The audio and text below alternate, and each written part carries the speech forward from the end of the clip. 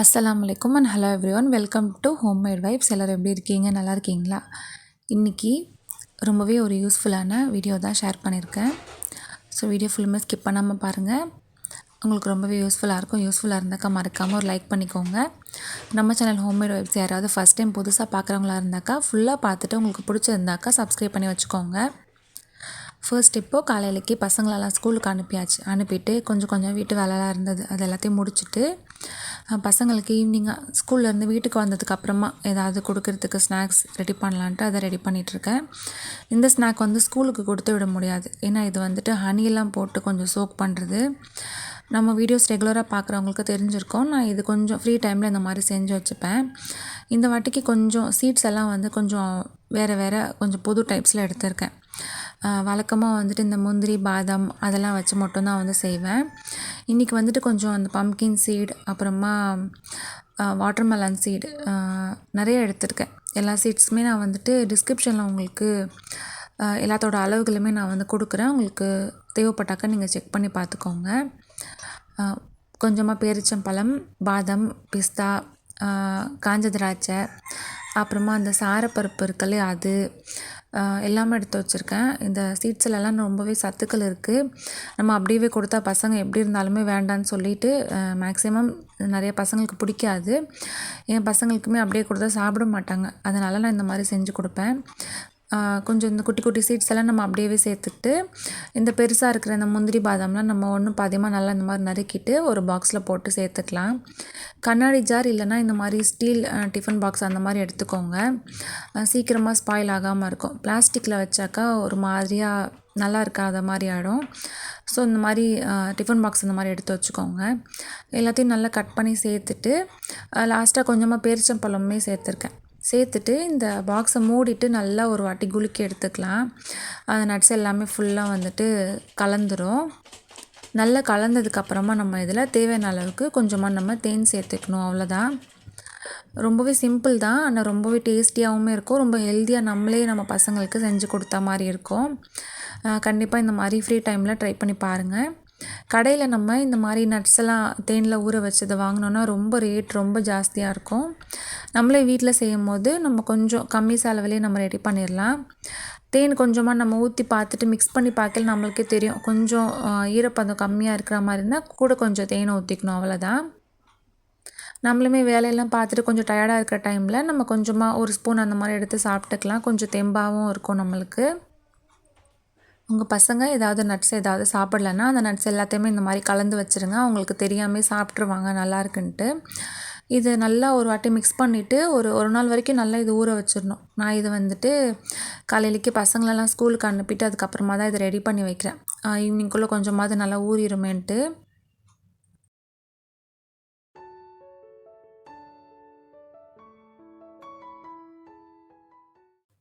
Next night டின்னருக்கான வேலைகள் எல்லாத்தையுமே start பண்ண ஆரம்பிச்சிட்டேன்.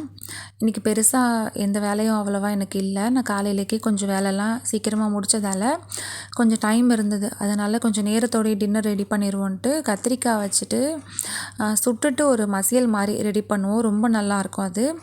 அதுதான் ஷேர் பண்ணியிருக்கேன். கொஞ்சமாக கத்திரிக்காய் ஒரு 7-8 கத்திரிக்காய் கிட்டே எடுத்துக்கலாம். தக்காளி ஒரு 3 தக்காளி, ஒரு கையளவுக்கு சாம்பார் வெங்காயம், பச்சை மிளகாய் காரத்துக்கு தக்கன எடுத்துக்கோங்க. கொஞ்சமாக கொத்தமல்லி, கருவேப்பிலை, பூண்டு, இதெல்லாம் தான் நம்மளுக்கு தேவையான பொருட்கள். இதெல்லாம் எடுத்து வச்சுக்கலாம். என்னடா ஊருக்கு முன்னே டின்னர்லாம் ரெடி பண்ணி வைக்கிறேன்னு பார்க்காதீங்க. கொஞ்சம் நம்ம சாயங்காலத்துக்கு மேலே செய்யல பசங்களுக்குமே ஹோம்ஒர்க்லாம் ப்ராப்பராக சொல்லிக் கொடுக்க டைம் பற்ற மாட்டேங்குது. அப்புறமா ரொம்ப லேட்டுமே ஆயிடுது சமைக்கிறதுக்கு, அப்புறம் சாப்பிட்டு தூங்குறதுக்கு. இப்போ நம்ம மதியானம் டைமில் கொஞ்சம் ஃப்ரீயாக இருக்கிற டைமில் செஞ்சு வச்சுட்டா கொஞ்சம் நேரத்தோடு கொடுத்துட்டு பசங்களையுமே கொஞ்சம் நேரத்தோடு படுக்க வச்சு பழக்க பண்ணலாம் இல்லையா? அதனால் நான் கொஞ்சம் சீக்கிரமாகவே செஞ்சிடுறது. மேக்ஸிமம் இப்படி தான் செஞ்சுருவேன். சில சமயத்தில் கொஞ்சம் லேட் ஆகிற டைமில் கொஞ்சம் மைல்டான டின்னர் ஏதாவது ரெடி பண்ணிடுவேன். இன்றைக்கி முன்னாடியே செஞ்சு வச்சுருவோன்ட்டு கத்திரிக்காய் தான் ரெடி பண்ணிகிட்ருக்கேன். கத்திரிக்காய் லைட்டாக இந்த மாதிரி கட்ஸ் போட்டுட்டு அது உள்ளக்க இந்த பூண்டை 2-3 இன்சர்ட் பண்ணி வச்சிடலாம். இது நல்லா கொஞ்சம் டார்க் ஆகணும். கலர் நல்லா பிளாக்காக மாறிடணும். நல்லா சேஞ்ச் ஆனதுக்கப்புறமா நம்ம இதை எடுத்துகிட்டு நல்லா ஆறுனதுக்கப்புறமா நல்லா இதை தோலெல்லாம் எடுத்துகிட்டு நல்லா நம்ம மசித்து வச்சுக்கணும். இப்போ ஒரு பேனில் கொஞ்சமாக எண்ணெய் சேர்த்துட்டு எண்ணெய் நல்லா காஞ்சதுக்கப்புறமா கொஞ்சமாக சீரகம் கொஞ்சோண்டு மிளகு போட்டு தாளிச்சுக்கலாம். சீரகம் ஒரு ஸ்பூன் அளவுக்கு எடுத்திருக்கேன். மிளகு சும்மா ஒரு 4-5 பீஸ் அளவுக்கு சேர்த்துட்டு கொஞ்சோண்டு வெந்தயம் போட்டு நல்லா அதை தாளித்ததுக்கப்புறமா கருவேப்பிலை சேர்த்துட்டு பச்சை மிளகா 3 பச்சை மிளகா எடுத்திருக்கேன். ஒரு கை ஃபுல்லாக சாம்பார் வெங்காயம் சேர்த்துருக்கேன். கூட கொஞ்சமாக பூண்டுமே எடுத்திருக்கேன். பூண்டுமே கொஞ்சம் அதிகமாக சேர்த்தாக்கா நல்லாயிருக்கும். இது நல்லா நம்ம வதக்கி எடுத்துக்கணும். நல்லா இந்த அளவுக்கு நல்லா கலர் மாறுற அளவுக்கு நல்லா இது வதக்கி எடுத்துக்கணும்.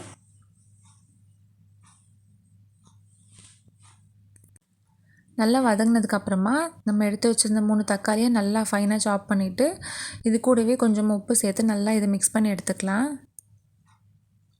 தக்காளி வெங்காயம் எந்த அளவுக்கு நல்லா வதங்குதோ அந்த அளவுக்கு நம்மளோட சைட் டிஷ் ரொம்பவே டேஸ்டியாக வரும். ஸோ நல்லா வதக்கி எடுத்துக்கோங்க. நல்லா வதக்கி எடுத்ததுக்கப்புறமா நம்ம இதில் மசாலாலாம் சேர்த்துக்கலாம்.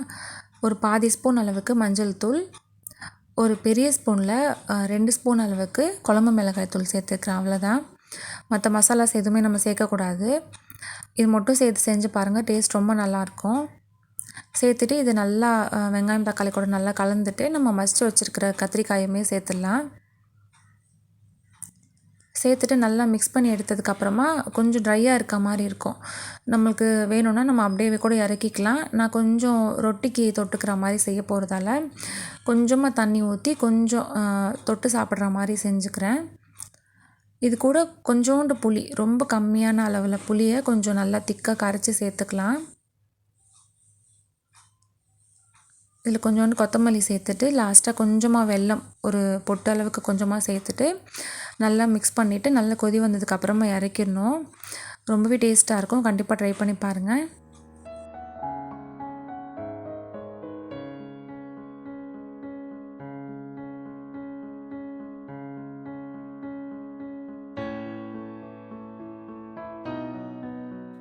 சைடிஷ் ரெடி பண்ணி வச்சுட்டு நைட்டுக்கு ரொட்டி தான் சுட போகிறேன். அதனால் கொஞ்சமாக ரொட்டி மாவும் பிசைஞ்சு வச்சுருவோன்ட்டு ரொட்டி மாவுக்கான வேலைகளுமே பார்த்து வச்சுட்டேன். இப்படி முன்னாடியே நம்ம ரெடி பண்ணி வைக்கிறதால கொஞ்சம் டென்ஷன் எல்லாமே நம்மளை வேலை பார்க்கலாம். கையோட கொஞ்சம் நேரத்தோடையே நாங்கள் டின்னர் வேலையுமே முடிச்சுட்டோம். அல்ஹம்துலில்லாஹ். டேஸ்ட் ரொம்பவே நல்லா இருந்தது. கண்டிப்பாக ட்ரை பண்ணி பாருங்கள். காலையிலைக்கு செஞ்சுருந்த வாழைப்பூ கூட்டுமே கூட வச்சு சாப்பிட்டாச்சு. எல்லா வேலையுமே கிட்டத்தட்ட முடிச்சாச்சு. பசங்களுக்கு ஸ்கூலுக்கு வச்சு விடுற ஸ்நாக்ஸ் எல்லாமே தீர்ந்து போச்சு. ஸோ டக்குன்னு இன்ஸ்டண்ட்டாக செய்கிற மாதிரி ஒரு ஸ்நாக்ஸ் ரெடி பண்ணிடுவோன்ட்டு எல்லா நட்ஸுமே எடுத்து வச்சுருக்கேன். இந்த நட்ஸ்க்கான அளவுகள் எல்லாத்தையுமே நான் டிஸ்கிரிப்ஷனில் ஆட் பண்ணி வைக்கிறேன். உங்களுக்கு கரெக்டான அளவுக்கு நீங்கள் வந்து பார்த்துக்கோங்க.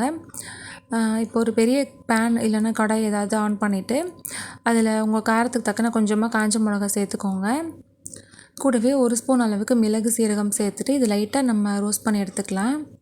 ரொம்ப ஒரேடியெல்லாம் நம்ம போட்டு வறுக்க தேவையில்லை. லைட்டாக கொஞ்சம் வறுத்துட்டு வேறு ஒரு பிளேட்டுக்கு மாற்றிட்டு நல்லா இது கொஞ்சம் ஆறுனதுக்கப்புறமா லைட்டாக பல்ஸ் பண்ணி வச்சுக்கலாம். ரொம்ப ஃபைன் பவுடர்லாம் பண்ண தேவையில்லை.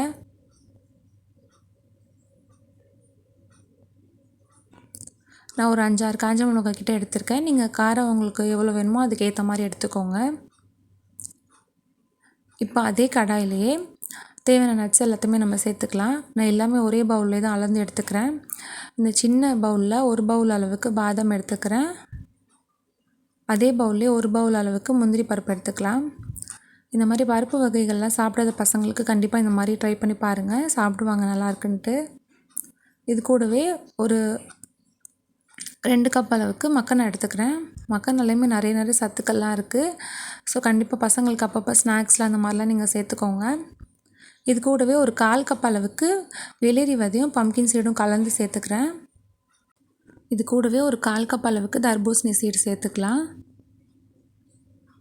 இந்த சீட்லலாம் ரொம்பவே சத்துக்கள் இருக்குது. ஸோ கண்டிப்பாக இதெல்லாமே பசங்களுக்கு செஞ்சு கொடுங்க. இது கூடவே ஒரு 1/4 கப் அளவுக்கு வாட்டர்மெலன் சீடுமே எடுத்துக்கிறேன்.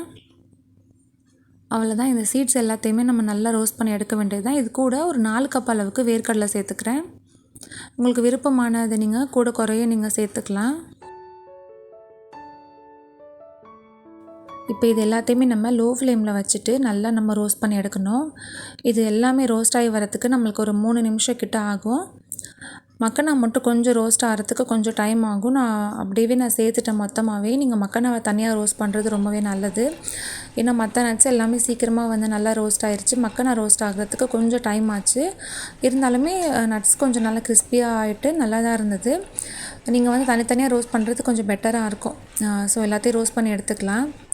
எல்லாத்தையும் ரோஸ்ட் பண்ணி எடுக்கிற கேப்லேயே இந்த நம்ம மிளகாவும் மிளகு சீரகம் நம்ம ஆற வச்சுருந்தோம் இல்லையா, அது நல்லாவே வந்து ஆறி வந்துருச்சு. இதை லைட்டாக நம்ம பல்ஸ் பண்ணிட்டு வந்துடலாம். நம்ம அப்படியே நம்ம பவுடர் சேர்க்குறத விட இந்த மாதிரி வறுத்துட்டு சேர்க்கும் போது டேஸ்ட் ரொம்பவே நல்லாயிருக்கும். இந்த நட்ஸ் எல்லாமே ரெடி பண்ணி பசங்களுக்கு தான் கொடுக்கணும் அப்படின்னு கிடையாது. நம்மளுமே வந்துட்டு வேலை பார்த்துட்டு ரொம்பவே டயர்டாக இருப்போம். ஸோ நம்மளுமே அப்பப்போ நம்மளுக்கு ஏதாவது சாப்பிடணும் போல் தோணையில் நம்ம கொஞ்சமாக எடுத்து சாப்பிட்டுக்கலாம் இல்லையா. ஸோ நம்ம ஃப்ரீ டைமில் இந்த மாதிரி செஞ்சு வச்சுக்கிட்டா நம்மளுக்கு ரொம்பவே யூஸ்ஃபுல்லாக இருக்கும். இந்த நட்ஸ் எல்லாமே நல்லாவே ரோஸ்ட் ஆகி வந்துருச்சு.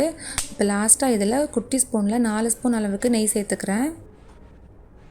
நம்ம எண்ணெய் கூட சேர்த்து செய்யலாம். ஆனால் பசங்களுக்கு கொடுக்கும்போது கொஞ்சம் நெய்லாம் போட்டு கொடுக்கும்போது நல்லா ஃப்ளேவர்ஃபுல்லாக இருக்கும். கொஞ்சம் நல்லா ஹெல்த்தியாக கொடுத்த மாதிரியும் இருக்கும் இல்லையா. அதனால் நான் நெய் சேர்த்துக்கிறேன்.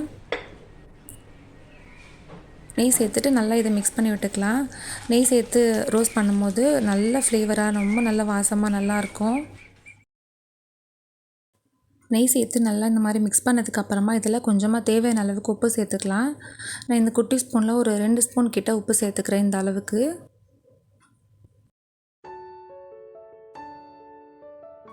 ஃபைனலாக நம்ம பல்ஸ் பண்ணி வச்சுருக்கிற இந்த மசாலா பவுடர் சேர்த்துட்டு இறக்கிற வேண்டியதான்.